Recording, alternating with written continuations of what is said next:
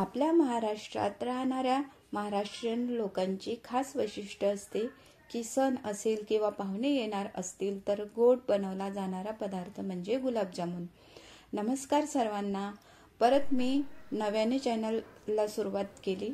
स्क्रीनवर तुम्ही बघताय तो माझा जुना चॅनल काही अडचणींमुळे बंद पडला, तर चला मग नवीन सुरुवात गोड पदार्थाने करूयात।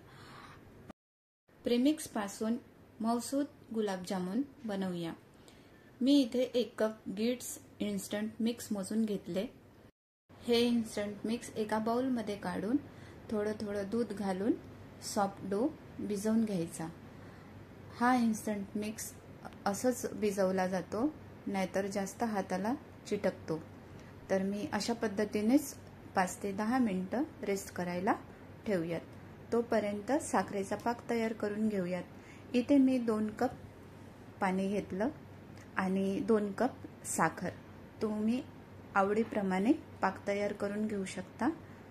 आणि हो, मी इथे पाक थोडं कमीच बनवते, कारण आम्हाला जास्त पाक आवडत नाही आणि थोडे कोरडेच गुलाबजाम मला आवडतात, त्यामुळे मी इथे कमीच पाक बनवते। तर तुम्हाला जास्त पाकाचे गुलाबजाम आवडत असेल तर तुम्ही क्वांटिटी जास्त करू शकता। तर असे छान छोटे छोटे गोळे तयार करून घेतले आणि तेल तापायला ठेवलंय।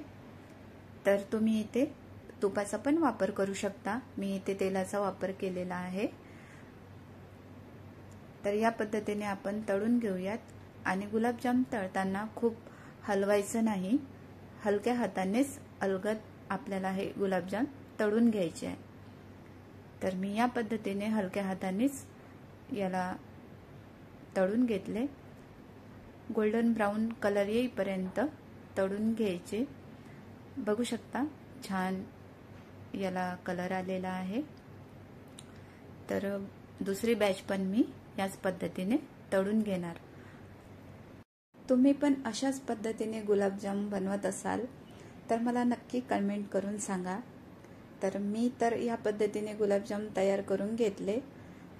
आणि हो, पाक जर थंड झालं असेल तर थोडं गरम करून थंड झालेले गुलाबजाम पाकामध्ये सोडायचे।